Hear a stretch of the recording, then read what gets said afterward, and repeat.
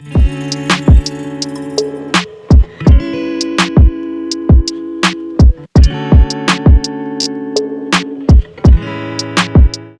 everyone, this is Plant-Based Coaches Podcast. I'm Rich. I'm joined here today with Dr. Suzanne Foxx and Hey Rob Lee. guys.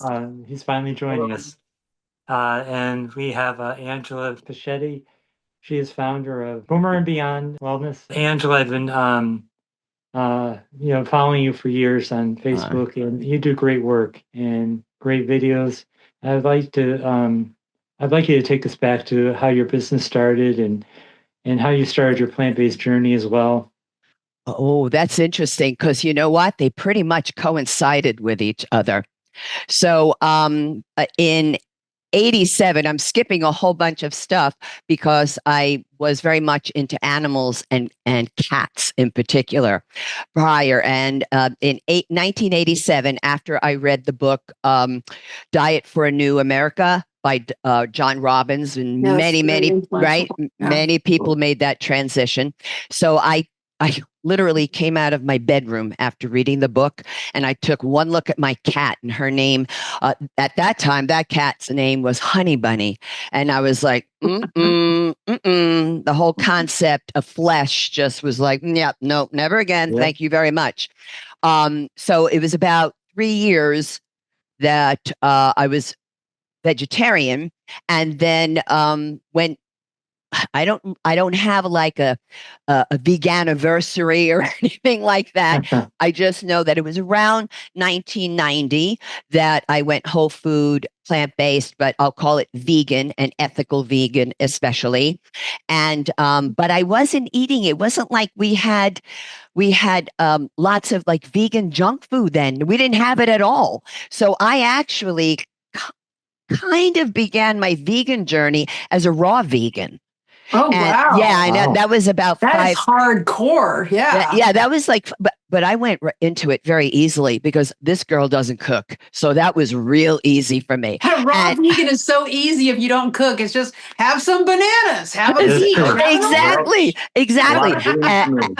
And so where it coincided with my fitness journey was in 89, I was asked to be like a mentoree of a mentor for like aerobics teaching, right? For group fitness instructor, but she was a brilliant aerobics teacher, way ahead of her time. I'd like to give her name a plug. Her name was Karen Munson, just phenomenal in Brooklyn, New York.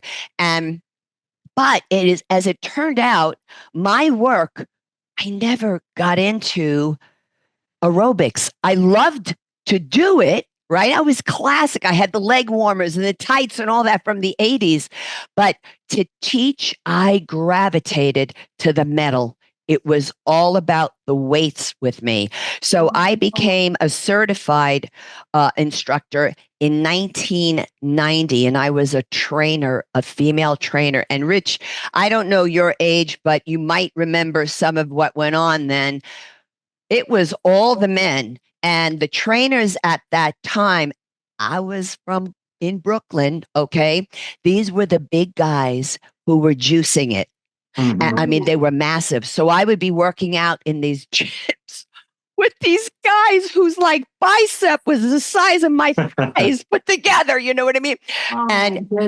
But it was a wonderful life lesson for me because I had to sort of stake my claim on my territory. Like I would be on a chest press on a bench doing a bench press, and these guys would come over and like hover over me and be just so mean. And I mean mean. Okay. Really? And they would be, how BGD'd that I gotta wait for a woman for a bench. And I would be there like trembling inside and just saying to myself, keep going, girl, keep pressing that bench. You know what I mean? Because I just was like, don't kowtow.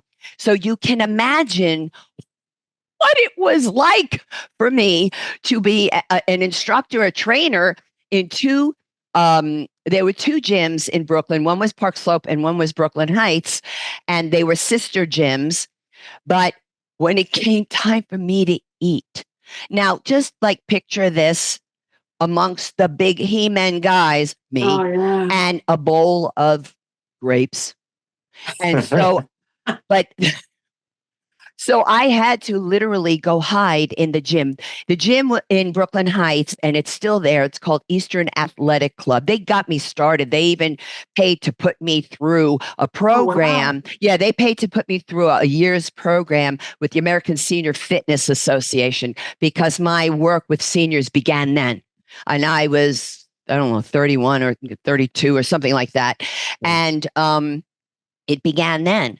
But I had to go hide to eat my grapes in like one of the squash clubs because the gym was 75,000 square feet. People were not curious the way they are now. Right. They were not hip to it. They were mean. Yeah, I give you a lot of credit. How did you hold the line? Like, how did you know you were doing the right thing? That's so crazy. Isn't that interesting? That's times have changed because here I am wearing vegan shirts now at the gym, wanting people to know about my diet. You live the opposite way. If I did that, it would have been like, I would have, like, they probably would have ran after me down the street. But I think what it was, and I think this is something we talk about a lot of times in the whole food plant-based journey, is I led by example. I didn't fight.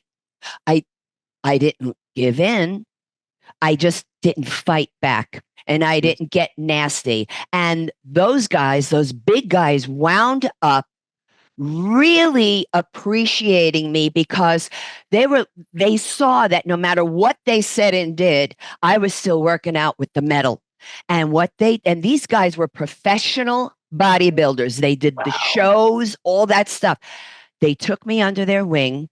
Nice. And they showed me all kinds of exercises, barbells, the racks, the dumbbells, the cable. They just were like, you like the metal? We're going to teach you. And they did, and I had to undo some of that because my work really gravitated toward seniors, but not only seniors, it has to do more with like chronic health concerns and how to work out without getting injured when you have all kinds of chronic health issues. Little did I know that's important. Yeah, but little did I know, Rich, that back then I would be at this point in my life. Back then I would contact one of their doctors to talk about contraindications for their patient, etc. Right? So they used to be called a general practitioner. But today, sadly, because exponentially chronic health conditions have just grown more and more, I have to contact 6 or 7 different specialists and ask the same questions. And I only ask 3 questions. So that's where it began. I can't say to you that my journey as a vegan and as whole food plant, what I call exclusive, but I kind of think that word sounds a little crummy, you know what I mean? Because some people go, oh, exclusive. It's not about that. It just means I only eat plant foods. That's what it means, right? But you're 100%, Angela? Oh yeah. Okay. Yeah. And you have it. Okay. Yeah, for a long time. But what I want to say about that, Rob, is that it wasn't linear.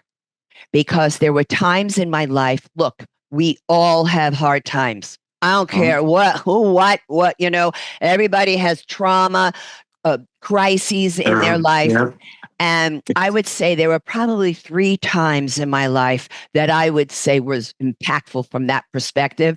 And so what happened with me, being the good old American Italian heritage, right? The thing that would pull me off of being whole food plant-based, off of being raw, was cheese. I was going to say, I bet it was cheese. And what is it? Salt, oil, and sugar combination. And you don't find that. And you don't find that anywhere in nature.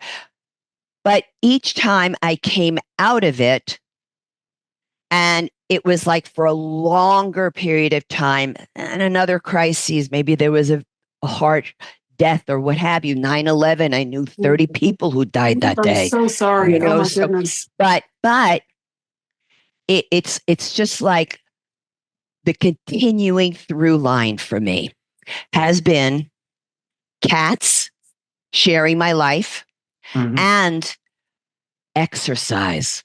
Yes. And because I'm the type who learned that I could put the venting, I could put the tears, I could put the rage, I could put the joy into the workout.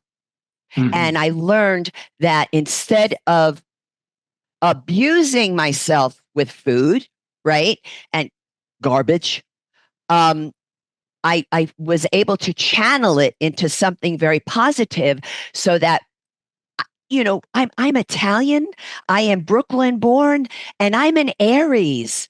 This is a hotbed over here. When's your birthday? Isn't your birthday like right now? Like when is your birthday? It's coming up, April 12th. I'll be 67. Okay, And I am definitely someone who is explosive. Okay. And it's sort of like, wow, you want to talk about DNA, right? But my little dog's also an Aries. Let me get. Oh, you have a little, you have a tough one. And I have to sign off soon, but Angela, I wanted to ask you, because you're from Brooklyn, which I didn't realize. I actually went to college there. Where? At Pratt Institute. Sure. My dad went there too. Oh, I'm looking in the monitor here. That's Aries dog. Yes. That's the dog after my own heart. Right? And before I leave, here's my dog. Oh, Kobe. there's Kobe. There he is. Kobe. And he's a plant-based dog. Oh, that's marvelous. That's wonderful. So what I was going to say with that is what happens with me is no matter what I'm going through, when I do my weightlifting, when I do my cardio, it could be rebounding. It could be, I love to fitness walk in the sun. I wear a 12.5-pound weighted vest. It could just be any type of exercise, weightlifting, kettlebells, working out with like exercise weighted balls. When I'm done, the fight is knocked right out of me. And I'm perfectly calm and stable after it and very grateful because you see, I was somebody who at that same time period that I went on this journey and the fitness journey, I got diagnosed as what they called back then manic depressive, and which is now called bipolar. And I got put on a medication called lithium, which would come back at me decades later. And we can talk about that if you want, about the aftermath of certain medications. And I was on that, and I was only on that for 2 years, but that began a vicious cycle of psychotropic drugs. Psychotropic drugs. Oh, they didn't even know, Rob. They didn't know then at all, but they know now. And this was 25 to 28 years on these medications. And about now, I want to say, because of having what I have in my life, my body, the strength of it, and the endurance, etc., I took myself off those medications about 8 years ago. Look, I don't suggest it to anybody because I really went through vicious withdrawals. And the only way I could handle them was to keep sweating through the workouts. And I realized, which we now know, that exercise is the number one contributor to helping people deal with emotional, mental issues. And also, they're finding that it's far better in the long run than medication. Medication might be appropriate for those on short term. I wasn't on short term, and nobody was checking me. And then when I turned 60, I got very ill, and it turned out I had 8 masses in my body, 6 of them endocrine system related.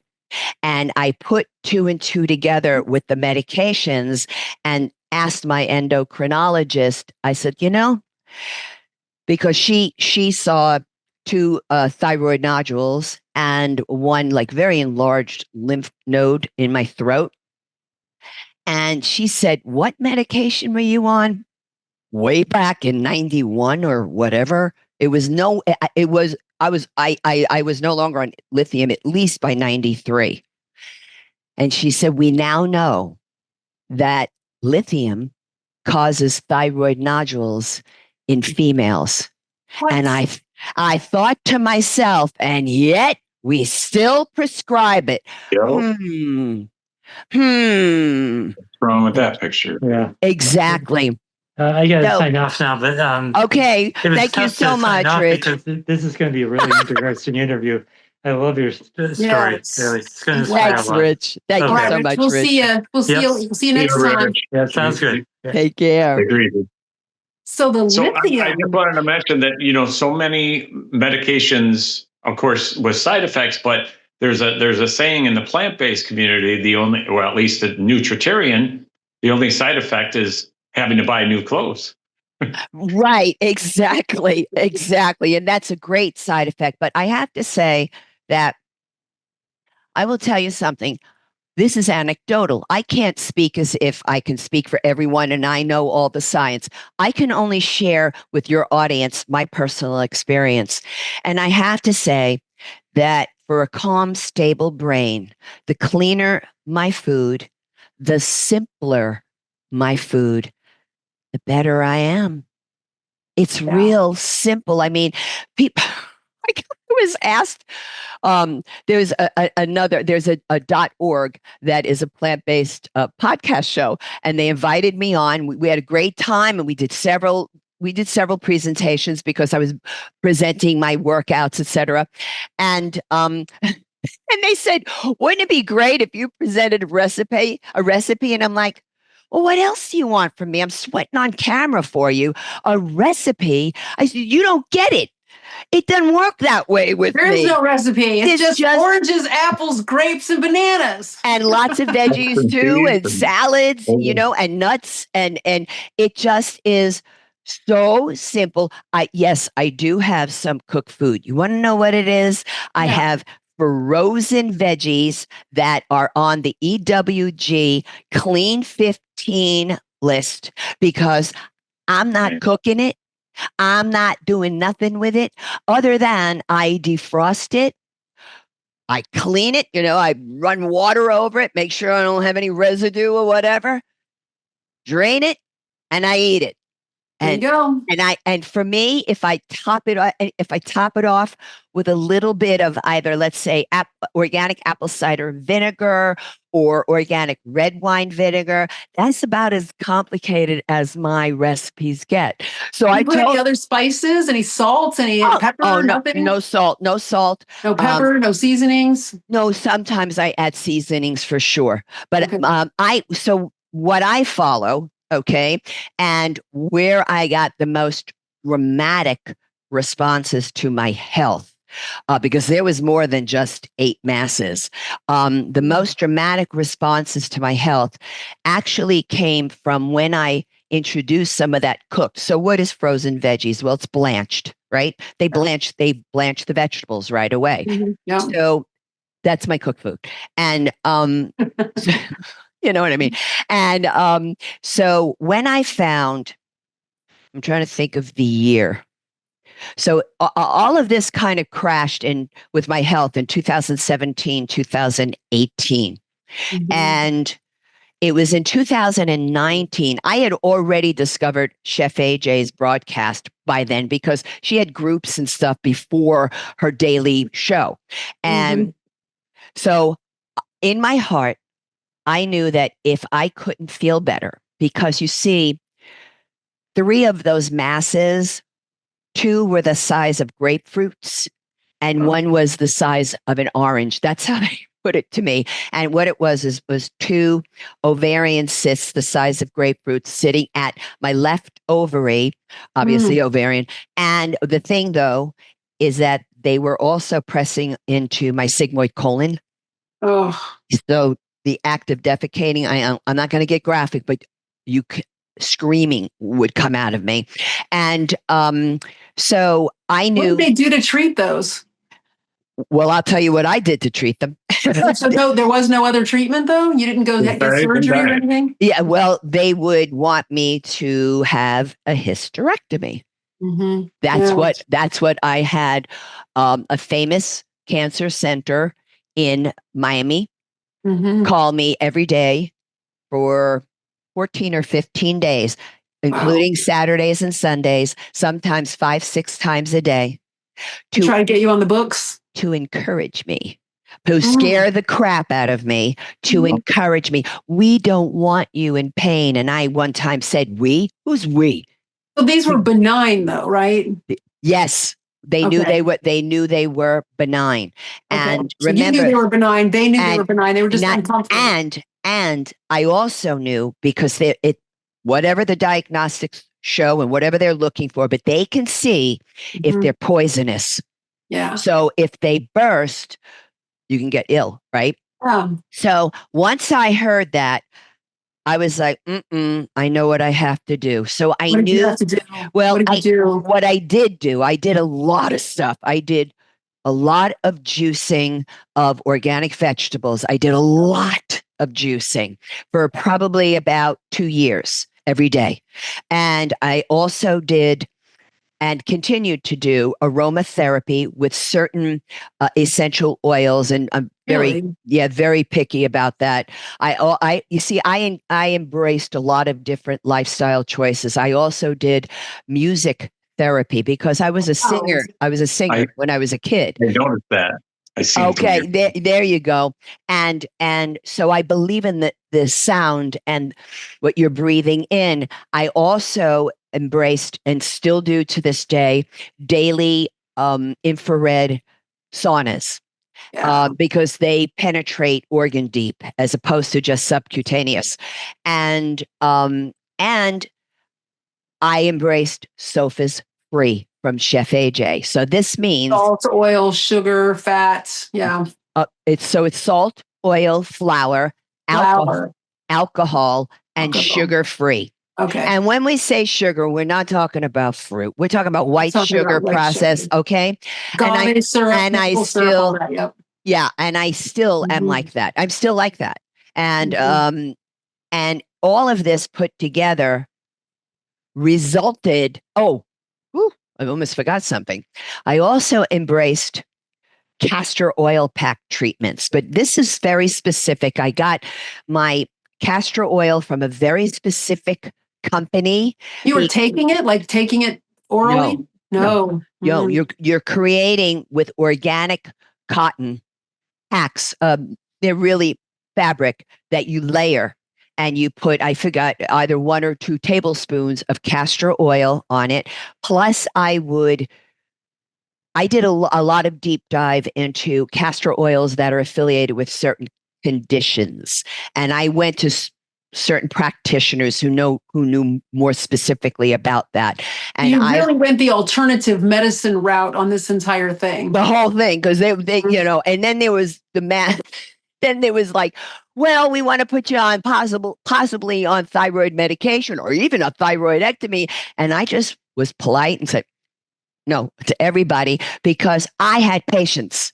So you had zero surgeries. You had 0 surgeries to remove any of these masses. Okay. Zero. How long did they take to shrink and go away? Okay. So, but you were asking about the castor oil packs, and I think it's important for people to understand what that is. Important, yes. So I also chose a specific company for both because I have a portable infrared sauna, and they can carry very high EMF, which is electromagnetic fields. So I didn't want that. I didn't want to be glowing in the dark. I already had enough masses in my body, right? So this was something that doesn't emit these EMFs. And so plus the ditto, you use a heating pad, but I call it a healing pad because these are not heating pads made out of electric coils. I don't want that crap up near my body. All right. Okay. These have ground down crystals, rocks, etc. So be like tourmaline crystal ground down. And that's the heating element. How did you heat them? So what you would do is I covered. So you take the castor oil pack and you put it on the site of the masses. So remember, I had 8. So I wound up with 3 healing pads from Therasage, 1 wrapped around my throat because I had 3 here. Mhm. Then I also had one in my liver. So I had one over my liver. And then, of course, on my ovaries. So I had these castor oil packs in the individual areas, and I had heating pad around my neck. I had another one which was torso length over my whole torso, because I also had on, I'm pointing to my real left breast, but it's for the audience, they would see it as my right breast, very thick, what do they call, dense breast tissue since I was 16. Yeah. And at that point, I was 61. And I had a pack on the side of the breast where the cysts were felt. And then I laid down on a full body length therasage. It was made out of jade discs. You could only imagine the weight of this thing. And in between me and between the castor oil pack and the unit, the device, you can't, because you sweat, man. You sweat. Yeah. And I bought like these major, thick, organic towels and placed them over me so that nothing would happen electrically. I wouldn't tell people to go out and do that if they're not real confident, but I was real sure about what I was doing because I had specific practitioners who were guiding me. Now, I also, once I got all of this diagnoses, because remember, I was in that raw vegan world. I was in downtown Manhattan. I was in Alphabet City. I had access to bookstores that had all kinds of stuff about raw vegan and the Natural Hygiene Society, which is what the National Health Association, you know what I mean? That's where they branched off from. So I actually, people will say there wasn't anything, there wasn't any information. There was, but you had to be in the right place. And for me, it was Manhattan on the Lower East Side. Well, you're right there at the, where all that stuff is. Definitely at the hub of it. And in the early 90s, this was a breakout point for raw vegans. This all happened in the early 90s with these masses? Yeah, so no. how long? That was 2018, right? Right. But that's what they were telling me. You've got this stuff it takes a long time for this stuff to develop. But I was aware of all of these different alternative approaches to life and healing. And just, so my point is, so it was 2019, I'm watching Chef AJ. I had known that because I was in so much pain, that if I couldn't do this on my own, I would need to do a water fast. Oh, at the clinic. No, not at the clinic. So I had watched Chef AJ, and I was listening in the background. It's in my kitchen. I was living in an apartment in South Beach at the time, and I'm hearing this man talk, and and Chef AJ introduces him and says, Dr. Frank Sabatino. And I go, oh, it's Italian guy. So he's talking, and I walked backwards toward my computer monitor, and I'm going, who is this guy? Because the way he was talking, and then he expounded on water fasting, and then he said he was in Deerfield Beach, Florida, which was about a 65-mile drive from my home. And I went, I got to tuck this in the back of my head, because if anything, I can't do this on my own. I'm going to him, because I knew about some of what can be accomplished with water fasting and autophagy, and how you can eat away at tissue that the body's saying that it's got to go. Because I also had 3 high cancer markers in all that same time that I got diagnosed at one time. I also got diagnosed with subclinical hypothyroid. All right.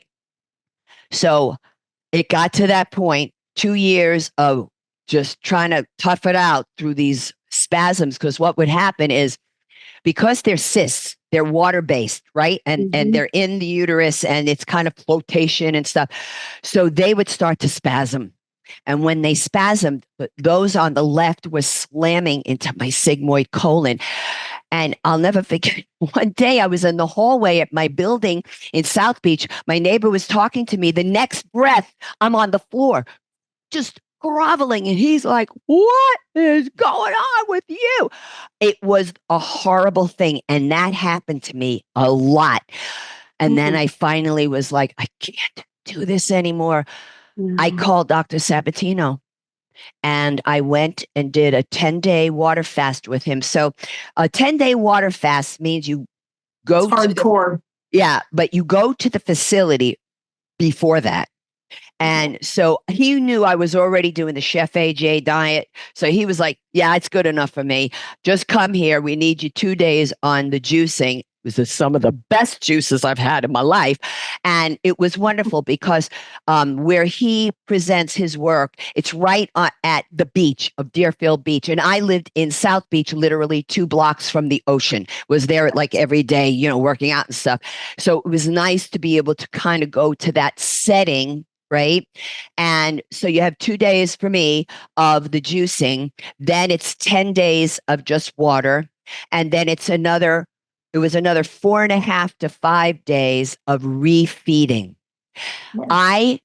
I scheduled, I'll get a hint graphic, transvaginal ultrasound 1 week to the day after I came home from that water fast. Was it really hard for people who are watching? I was the worst. I know everybody says, oh, you're not hungry after a while. I was like, I am hungry every day. This is the worst. But I was totally on board. But you've already made the commitment. You're in the facility. I'm there. You have really just go through with it. Yeah. Exactly. And I had such an event the second day of the water fast. And let me tell you something. Well, they want you on medical treatment for a reason. They want you in a medical facility so they can help you if necessary. Well, it's not so much a medical facility, but he is available 24/7. And I had such a response the second day. But understand something. I've done in my past a 37-day juice feast. I've done another 34-day juice feast. That means of just juices. Okay. I've done 4 or 5 day water fasts. So I thought I was all that I could do 10 days. Yeah. I'm great.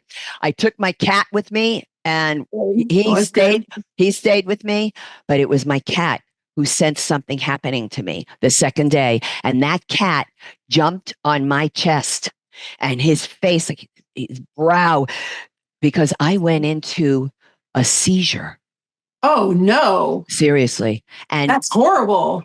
And then what helped me get out of the seizure, that cat stayed on me while I was seizing and he was just looking in my eyes and I'm going, I'm with you, boy. I mean, he literally, I get chills because he passed not too long ago. And it's like that cat saved me. And I was able to reach out to Dr. Sabatino. He came right on over and he was like, I don't know if we're going to continue the fast. We might have to do juicing with you. I'm like, you got to get me. He's a little worried. Yeah. You got to get me, And he took the vitals and all that stuff. And he said, all right, we'll give you another chance, but not more than one. And then I was all right. But, I kind of frowned and cried out loud about, I'm so hungry, but the results of that 10-day water fast turned out to be that they came to me. And I also had these things come back to me as to when I realized how many things I got diagnosed with at that time. But I was also diagnosed with, it is an enlarged uterine lining, endometrial hyperplasia. And that is a potential cancer marker for uterine cancer, right? Mm-hmm. So after that, when I went for the transvaginal ultrasound, the results were, from what I recall, the endometrial hyperplasia out of here, gone. Good job. Gone. Right. The cyst, the one that was the size of an orange on the right ovary, gone. Good goodness, gone. Okay. And they had told me that once before on the results of another transvaginal ultrasound. But when I went back another time after that, they said, no, it's still there. It was hidden behind feces. This time I'm like, you better not be telling me this. And it's hidden behind something again, you know. No, it was gone. All the cancer markers, normal, because I also, of course, they retook the blood and all that. I also had gotten diagnosed again, all at one time. I was like, wow, I need a pad to write crap down. I had low B12, high homocysteine, low D3, low protein, and low calcium. All normal. All normal. All normal after the water fast. All normal. What do you think was going on? Do you think all those little tumors were like creating their own biomarkers that were just eating up all that stuff, or what do you think happened? Why was everything normalized after the water fast? Well, I do think the autophagy was precisely what I needed, because remember, there's something else that I did. I wanted to have my lymphatic system strong because I was willing to go through the bursting of the cysts. If they burst, I was told by the first gynecologist that it would be unbelievable pain, and we don't want you in that pain. And I said, let me ask you something. Is the pain the same pain like the spasms I have? You mean that kind of really nasty pain? And he said, yeah. And I said, I can handle it. I am willing to risk it because when you were doing the castor oil packs, did you have was anything shrinking while that was happening, or did it only happen after the autophagy with the 10-day? I do think because of all of the cardio, the sweating, the heat, the intense heat, not only from the heating pads and the infrared sauna, right? And outside in the South Miami Beach, Florida sun working out. I think this is all accumulation, because remember that your lymphatic system is affected by exercise. It's affected by movement, right? But what I added to it was intensifying my rebounding. Now, the studies these years later say that it's not as huge of a contribution to the lymphatic system, but in general, because it's exercise, it's still excellent for the lymphatic system. And you know, the studies from 1980 about bone density and the rebound are not so accurate any longer. They were a little bit enthusiastic back then, but it still helps, right? So I was wearing a weighted vest on that, but only a 2-pounder. You know, don't get excited with that. And I do know that when I do my fitness walk outside, that I'm wearing 12.5 pounds for a reason. Because Harvard Health does say do not exceed 10% of your body weight. You're going to end up cracking something. Yeah, especially when you're coming out of something. And I have patients that like to take long walks with those barbells, and they always end up like that is dumb. Don't do that. Suzanne, Dr. Suzanne, do you want me to send you this article that I have? Because Harvard Health talks about the studies, et cetera, and it's a whole thing about wearable weights. Absolutely. I'll send that to you for your patients. I do have some tiny patients that they need to have something to push them this harder. Could be very helpful for them. So I also found out that I no longer had subclinical thyroid. And let me tell you something. When I was with my... From the water fast? This is all after the water fast. All fixed with the water fast. I can't say but we can't say it's only the water fast. Even Dr. Frank Sabatino will say that to you. What is said to me by Dr. Sabatino and by my standard Western doctors, is don't know what you did, but you created a protocol for yourself. Now you can't change it, and you have to keep doing it. And to tell you the truth, I don't mind at all, and I do, but I don't continue. So what do you do now as part of your routine? Treatments. Oh, but one other thing you don't know about: I no longer have osteoporosis because I got diagnosed with osteoporosis. And that was at a time that, though I had returned to working out, I wasn't returning yet to the heavier weights. And I immediately went, I know what I have to do. And so what I do now to sustain, because osteoporosis can come back like that.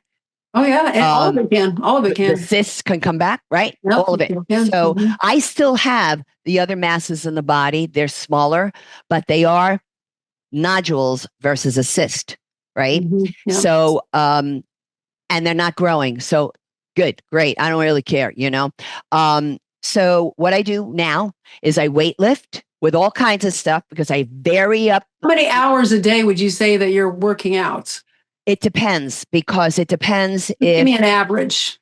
2. 2 that hours would be a day? that would be my 5 average. days, 3 days, 7 days a week? Me, it will vary based on my schedule. So if I have clients in a day, I'm not going to get to all of it, but I'm going to get to something. And usually it's going to be either the fitness walk with the vest or with the weights, but typically it would be both. Other times I am very much somebody who I go by how I feel, because I am very in touch with my body, because I've been doing all of this for so many years. And so I allow for the days of today's yoga only, because I'm tired. I feel it, but I don't want to do, so I don't want to do nothing.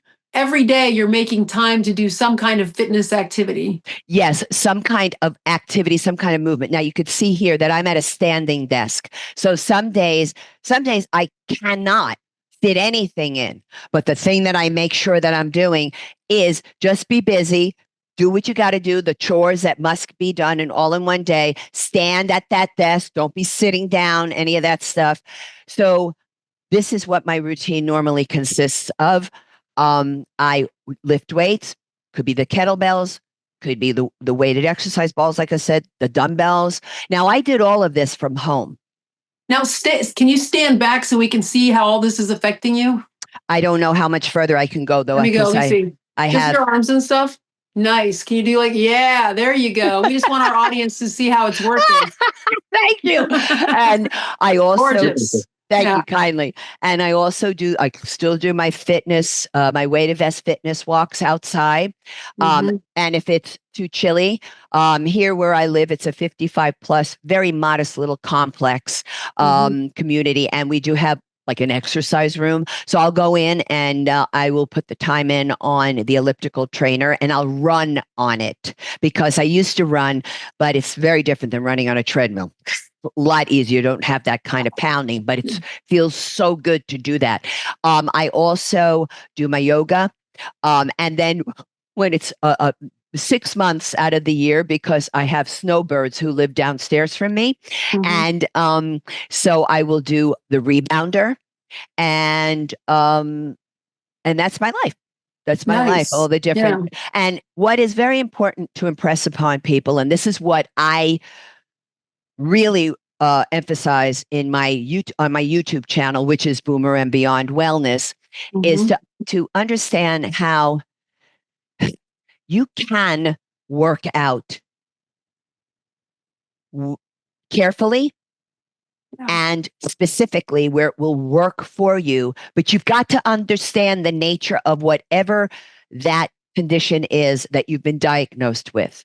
So because I've been doing this, and because medical doctors over the many years have really invited me to follow up with them regarding their patients, because almost every single time if I contact somebody, they'll say, I've never had anybody, a personal trainer call me, never had anybody. And that's really makes me a little bit ashamed of my profession a little bit, because what I work with is actually how to present about 25, I'll say 20 to 30 different chronic health issues, and I'll give the modifications and the alignment for each of them, and give not only the modifications, but if something is a complete contraindication for a specific condition, then I'm going to show you could do this instead, Yeah. instead of being told, ooh, don't do it. Ooh, you're fragile. Ooh, sit down, don't get up. Because I think one of the worst things in the world for us is Medicare. Absolutely. I think Medicare is one of the worst things. What? Because it just absolutely enhances fragility. Don't get up. Let's have the aid do it for you. And it gets so bad that somebody can't even. Oh, what you're thinking is it's home health is bad. Yeah, you're home health that, and in facilities and all the doctors who say. I have several. Yeah, I know what you're talking about. You know where I'm going with this, and that's why people get juiced by their diagnoses, and people with, I can't because of my this, my that. It kind of comes down to a person has to make that decision that they want to get better. No question. Because so many people will just decide, they'll hear a diagnosis and they'll be like, you know what? That's how it is. That's how my life's going to be. And they'll just follow right down that pathway. And that's just what they'll be. And that's where the aids and things like that, because, once you lose the ability to bend down and touch the ground, now you have trouble standing up. Right. Now you're falling down all the time. Right. Next thing, and, and down that line, just me and you being medical, and Rob too, we're all in this same thing together. All we can do is tell people how to fix it. And if they don't want to fix it, we were there to help them, but some people, the message isn't for everyone. They're right. And one of the things I do talk about is surround yourself with a support system if possible. And if you can't have the community in your real life, create it virtually. Online, create it virtually, because there's just what can happen is with loved ones will sometimes put their own fear projections onto the patient and their limitations and especially with seniors and elders, we're constantly being told, oh, that's too much for you. No, let me do what I must do. You know how many times I'll be at Walmart Supercenter with a gigantic cart of food of all produce stuff. And people will say, oh, do you want me to help you? And I'm like, no, I'm a team of one. I live alone with the cat. And I live on the 4th floor, and I need to be able to do this. Yeah, I need to get this stuff. I do the same thing I live in a 3-story house, and I bring all 9 of my dogs to work with me every day. And they're tiny, and they have to be carried in carriers. And I'm up and down the stairs, up and down the stairs, Good up for and down you. the stairs, load the car, bring them to the office, yank them all inside, let them all out, let them scramble around, do their thing. I do the same thing. It's craziness, but I love it, and it keeps me, by the time I go to work, I am drenched just getting into the car. So I have to turn on the air conditioner and turn on the cooling seat and drive all the way over. That's good for me, though. It's good for me. It's my HIIT workout right there in the morning. That's right. And that's what we need to encourage in everybody, is to get up and do something. Now, make it a little bit difficult. Give yourself some challenges. Make it hard. And so when it comes to strength training, the real juice, the real results come from compound movements. Now, what are compound movements? You're working multiple large muscles and multiple joints simultaneously, and they reflect functional movement, and they affect ADLs. They affect your activities of daily living. Now, what if you are in a chair for health, or you're in a chair because of work? That's not your fault.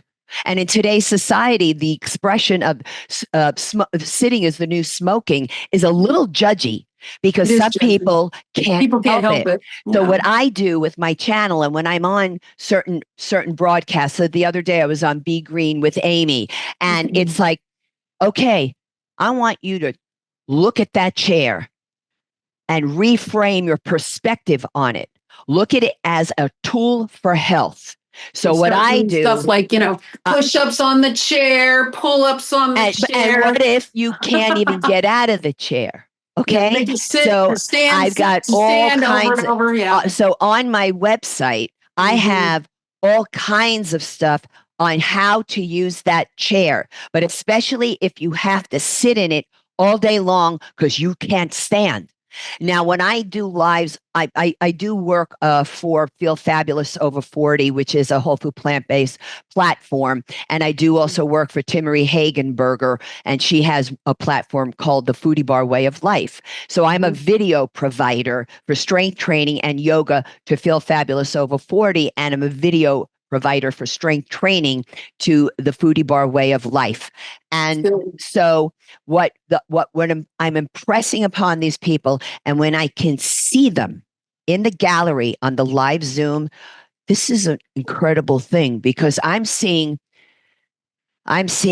people in a wheelchair working out with weights on their upper body. I'm seeing people, but they're doing it. The trying is the doing. You're right. I mean? Because try is not enough. You have to do it. They're doing, okay? And some are bedridden and they're on their backs working the chest press and the flies with me. And I see people with an oxygen mask on, right? And they've got a little portable oxygen tank and they're working out. This is the point. That's a decision they're making. Their decision that this is where I'm starting. Yes. This is not where I am finishing. Exactly. Yeah. And if this is your task in life, and if this is what is meant to be for you, because maybe it's just physically impossible for you to stand up on your own. Oh, I'm going to show you how to sit in that chair and do stuff that'll blow your mind. And I'm going to bring in the bands and the tubes and the dumbbells, and I bring in the kettlebells while you're sitting in that chair. And it's a real, as you can see, it's this very fiery and compassionate and passionate part of me, because my demographic has always been seniors. I am a senior now. And woe the doctor or the practitioner or the person who approaches me and condescends to me because of my age. Are you for real? Are you for real? You think I'm going to sit back and tolerate that crap? And the moment when somebody approaches me and says, you can't, oh, baby, I'm like, let's see what I can do. Because it's just like when people say you're getting old. That bugs me, because I don't feel old at all. I feel like half my age. I always say I'm 26. I wake up every day and I say, I am 26. I am 26 today. I'm 26. I'm going to do things that 26-year-old people do. Yeah, I mean, why not? Why not if you are capable of it?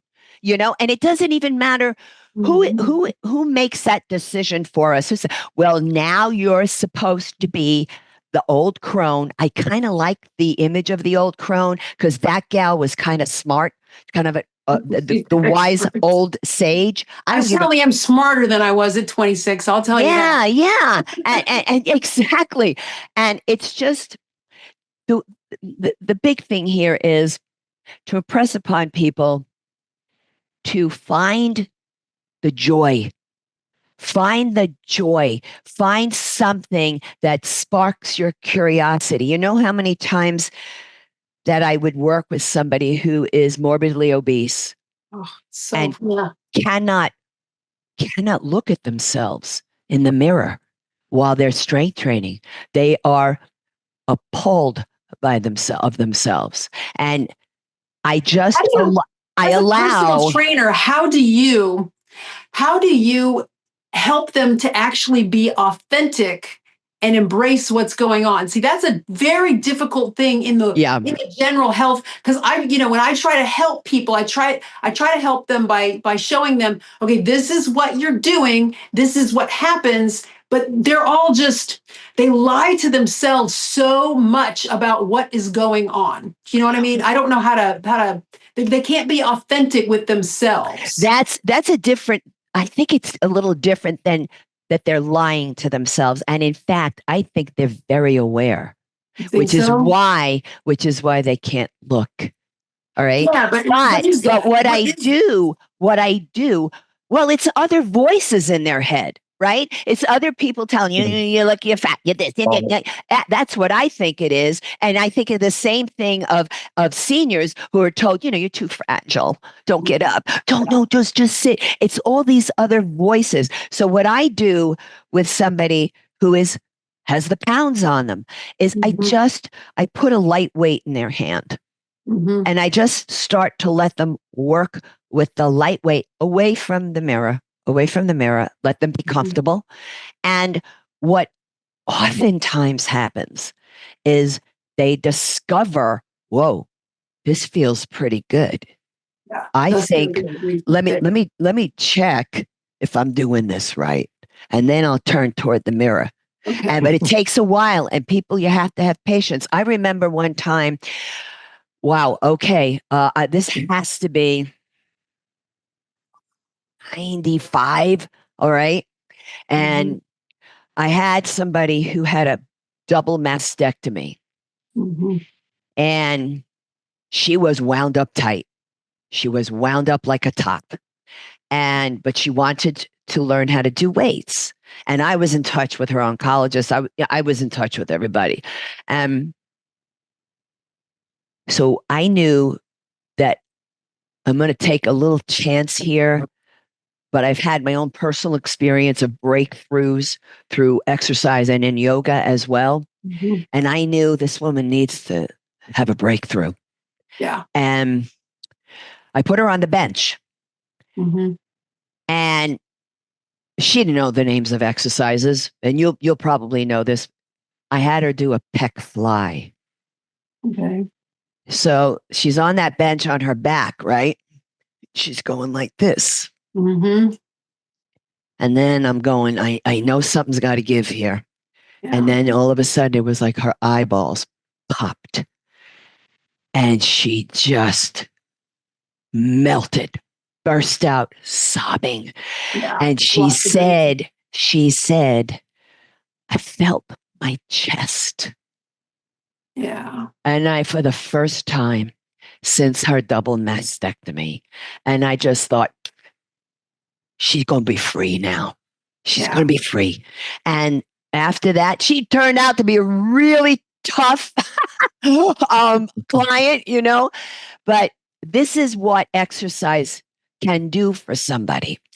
That's why sometimes if a doctor says, oh, don't worry, relax, rest, they don't understand. They don't understand. So They're they're taking away that moment. Independence. That's a miraculous moment that they're robbing from someone. So if you take away from me my ability to really just kind of be thick-headed and keep trying at it, by the time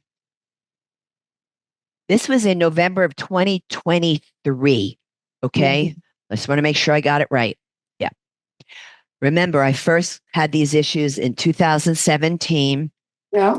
So 2023, I was about what, 64. Okay.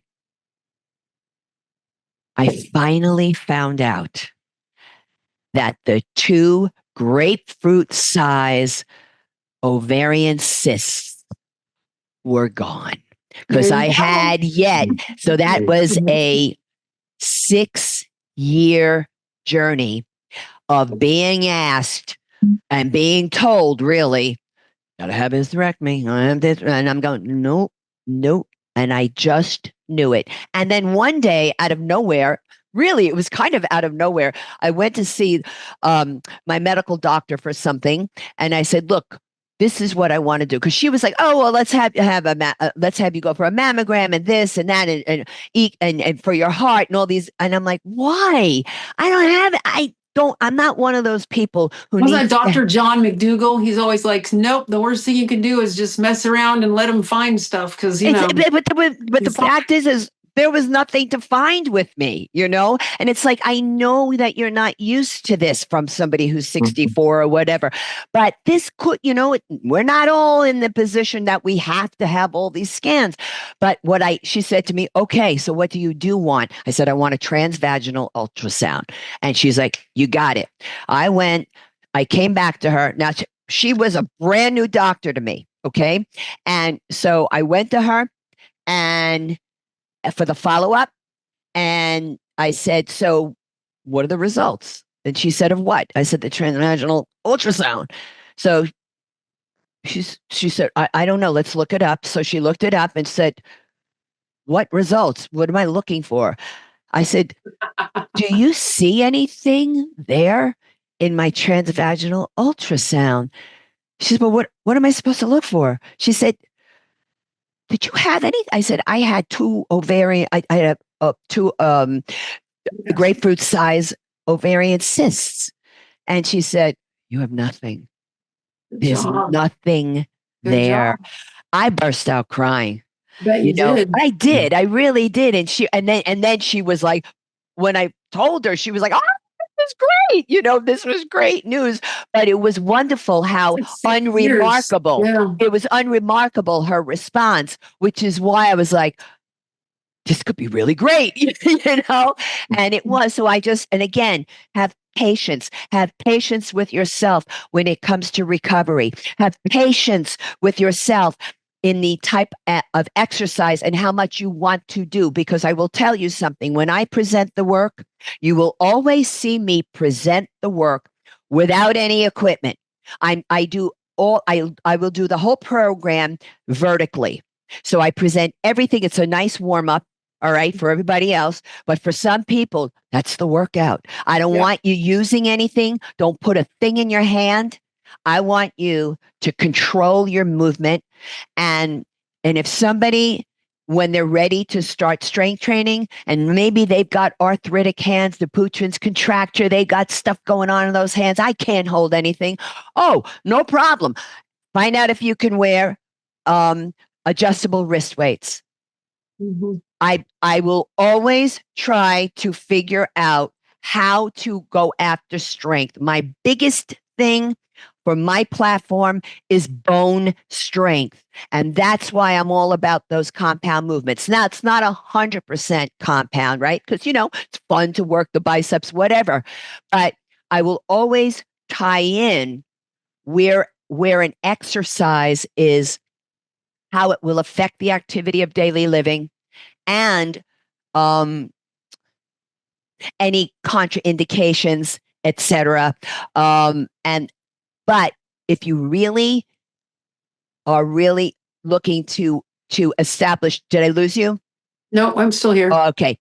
There we are. Okay. No, that's okay. If you really want to affect your bone, doing Zumba classes isn't going to cut it.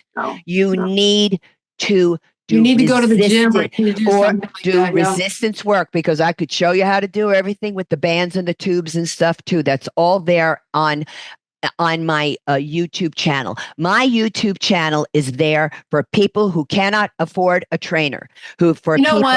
You know what we can do, Angela? I have several patients that when I discharge them from physical therapy, I always try to send them to the gym, but I think it's a very intimidating environment. So what I can do in the future is I can just refer them over to your YouTube channel, and there you go. They can continue on. And if they want personalized, any kind of a personalized program, I'm a trainer and I do the work virtually. And you would be hearing from me with an email asking you 3 questions about that patient. Yeah. Are there any movements that are completely contraindicated for your patient? Mm-hmm. Are there any movements contraindicated for the medications that they're on? Are there any movements that you suggest I do for your patient? And between that and how they answer the questions to the client health history form determines how I create a personalized exercise program for them. But if they don't work with me privately, the YouTube channel is there. Plus, I have a whole section of the YouTube channel called the Have It Your Way workout series. I teach one exercise at a time. I do a deep dive into it. I give them studies, I give them reference images, etc. It's all there in the community section of my channel. And I show one way to do it without the external equipment. Then I'll do you have like cards or anything? Yes, I do. Maybe you could send me a few cards or something. I would really like that. Sure, I'll contact you afterwards and get some cards. I'll just stick a thing up on the front there so you can, we can. Thank you. Yeah, and I have flyers and stuff too. Thank you very much. Yeah. And so I'll show them how to do it without any equipment, maybe how to use a band or a tube, because some people are just not going to have the weights. Okay. And then how to use maybe the dumbbell, or this one works better with a kettlebell, and that's how I'll show it, because and this way they can pick and choose what works for them, because people with chronic health issues, you tell me if I'm wrong about this, but they know what they cannot do. They are excellent about what they cannot do. Where they need encouragement is what you can do, because they don't look at themselves from the perspective of what they can do. They've got too many people telling them you can't do it. And I'm here to say, let's figure out a way to make something work for you. And if we have to adjust it, that's fine. Yeah. Yeah. Let's walk it down until you can. That's it. Thank you very much for that, Doc. I appreciate it. I do appreciate that. Well, I don't know. Rob, did you have any other questions for Angela? I don't think so. I mean, other than, your story is basically Remarkable. Stepping out of the conventional, treatments and looking outside the box. And yeah. I mean, it's very important that I have an association with the standard Western doctors. Yeah. But what they all know about Dr. Frank Sabatino. So if there's something that's up, they'll say, okay, now I'm going to give you what you want. You're going to go to him, right? Yep. Okay, let's do this. I just need your scans. I need that stuff when it's appropriate for me, so that I'll know what the next step is. I'll take it to him, and then he helps me. But to understand, this is an association that's really works for me, because he's of Italian background. He's from the Bronx. I'm from Brooklyn. We have very similar family stories, right? This is an unusual association. Not everybody has this. He knows how to lift weights. So when I came out of the water fast, he helped me to design how to approach my workout later on. I was very lucky. You think all the plant-based doctors know about how to really lift, but they don't. They don't. They're usually pretty tiny. They're very tiny. They're very tiny. Their blood work's all normal, but they're more of the practical fitness type. There's not a lot. Like we have Corin Sutton. I don't know if you know about him. Sure. He's phenomenal. He's phenomenal. A couple of some very, very well built or exercising but you're right, the community with the actual, when you go to the Physicians Committee for Responsible Medicine, when you go to the conference every year, there's a lot of teeny tiny people, not a lot of exercisers. They exercise, they definitely get their aerobic exercise, but there's not a lot of strength building going on. And yet, Dr. Sabatino he does it, and he also is out there at the beach with his walking stick. Well, I think there's no better example for other people. I mean, they're going to be envious when they see you in your swimsuit. They'll just be like, holy cow, what is she doing? Holy cow, why does she look as amazing as she does? My God, what can I do to look like that? And that's what I try to do, and what I hope, we're trying, with everybody, 78% of Americans being overweight, it's really, really hard. If you have anybody who looks any kind of fit, of course, we're already getting plenty of attention just because we're normal weight, Then you add a few muscles, which don't even take that long to build. Holy cow, you've got quite the explosive package. Yeah. Your patients are very lucky to have you. I'm just telling you that. It's wonderful. You're wonderful. You're a wonderful example. You're just a wonderful example. And I'm so happy to meet you, because it's just happy to meet you too. I really have longed for a long time for a female medical doctor who I'm not a medical doctor. I'm a physical therapist. So it's a little bit different. So you are a physical therapist. I love physical therapists. I learned so much from all of you. And but to get a plant-based one is so rare. I can't believe I can't believe it's 2025 and we're still telling people to stop eating the animals because they're poisonous. I'm just like, what are you doing? People just look at me like I have 3 heads when I say it, but it is true. It's just, I said it's just a message we really, really need to get out there, and it really needs to be seriously heard. I think too is that oftentimes, from my approach, I find that people will respond more to lifestyle choices. And when I say that, I'm talking more about exercise and the various types of exercise, right? Oftentimes, though, people will be on the exercise journey and then go toward healthier food. They figure it out, the connection. It might take a while. But sadly, see, the sad part about that is we all know it's, 80% the food and 20% the exercise. The exercise is so important, but the food, like you're not going to get abs in the gym. You're going to get abs in the kitchen. You know? I understand what you mean by that. Yeah.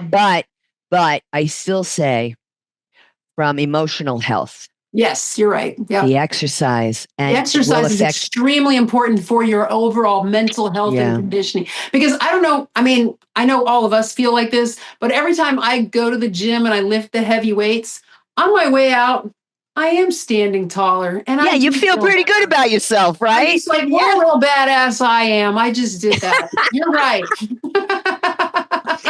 I'm good. Yep, definitely. Well, your definitely. story is definitely impressive, and it's an amazing journey, and you've overcome so many health problems, Angela. So it's just really, it's fascinating.